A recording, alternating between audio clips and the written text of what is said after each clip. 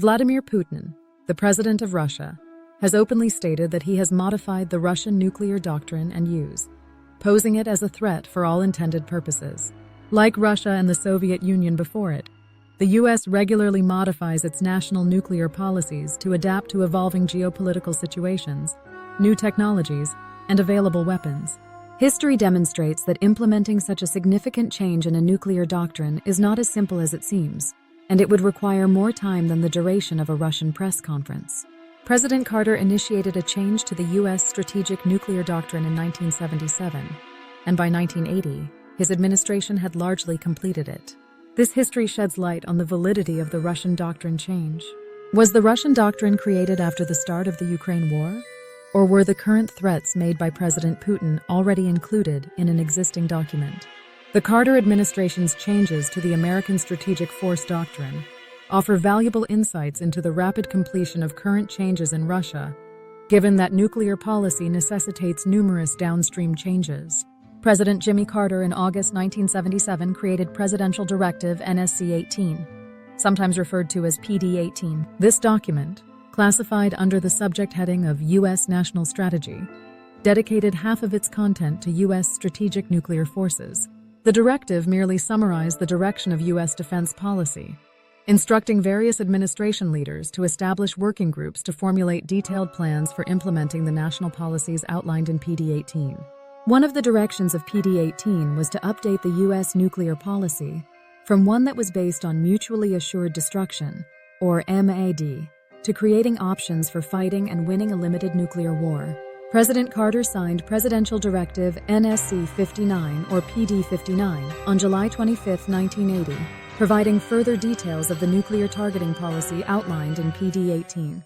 The work of nearly 3 years provided clarity on how the U.S. was approaching how to fight a nuclear war. PD-59 did not invalidate the U.S. policy of MAD and the need for nuclear parity with the Soviet Union, referred to as nuclear equivalency, but it was meant to give the commander-in-chief more and flexible options over a general nuclear war, and it firmly stated that U.S. strategic nuclear forces were to serve as a deterrent in both the nuclear and conventional warfare realms.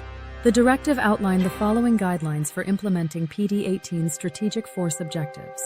U.S. strategic nuclear forces must deter nuclear attacks against the U.S., U.S. overseas forces, and U.S. allies, and the U.S. strategic nuclear forces serve as a deterrent against non-nuclear attacks. And strategic nuclear equivalency, MAD, is still a valid policy. If nuclear deterrence fails, victory is to be denied to the adversary, and U.S. forces must be able to fight successfully to preserve the ability to negotiate an end of the fighting on terms favorable to the U.S. strategic nuclear forces employment must relate to conventional forces missions to meet policy objectives as determined by the National Command Authority. This section of the directive outlines the purpose of the strategic nuclear forces, reaffirming that MAD remains a legitimate nuclear strategy that has been in place for over a decade. Nuclear equivalency is a primary component of MAD, in that the strategic nuclear warheads between the U.S. and Soviet Union must remain at relatively identical numbers. Nuclear equivalency was key to the view of deterrence in a MAD nuclear-based policy.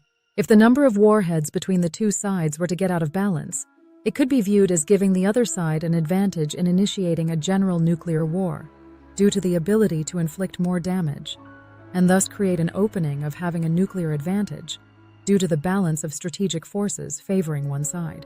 This could encourage the opposing side to launch an attack, given their numerical advantage and the potential for a first strike, thereby enhancing their chances of victory. Maintaining strategic balance is crucial for effective deterrence, and it illustrates how the MAD doctrine can trigger an arms race by increasing warheads to gain an edge or bridge perceived gaps. Balance of force, or equivalency, is what made deterrence work in this nuclear doctrine. The points of denying victory to the enemy and the support of non-nuclear forces were part of an evolving strategy that was meant to provide the president flexibility on how strategic forces were to be used beyond just simply relying on MAD. While the force equivalency remained valid, the use of strategic forces could expand beyond a mere nuclear spasm of a general nuclear war. While President Carter's views on this matter were not entirely new, he made significant advancements by transforming U.S. strategic nuclear policy and targeting a limited nuclear war. He set specific goals to establish an escalating option to nuclear war, enabling an adversary to engage in negotiations to resolve the conflict before fully committing nuclear forces. This directive made the concept of a limited nuclear war another available option for the president. The MAD doctrine included target classification, so the concept was not new in PD 59. However, it introduced the concept of attacking certain target classifications, either in whole or in part, to create favorable conditions to end the conflict, or to evaluate continued escalation of attacks. The strategic nuclear targets fall into the following high-level categories.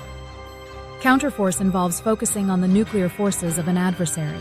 Striking these targets erodes the enemy's capability to launch its own nuclear attack. Countervalue is a strategy that involves targeting an enemy's cities and civilian populations, while also considering the economic factors of production. Countervailing involves targeting the enemy's most valuable targets used to maintain military and political control over their country. Prior to the Carter administration, target classifications such as counterforce and countervalue were already in place, but he introduced additional flexibility on how to attack and reduce each category. Countervailing was a novel classification that was based on determining what the Soviet leadership needed or valued most within their society, and making them the priority targets in a limited nuclear war to create both another level of deterrence and to incentivize an end to the nuclear exchange on terms most favorable to the U.S.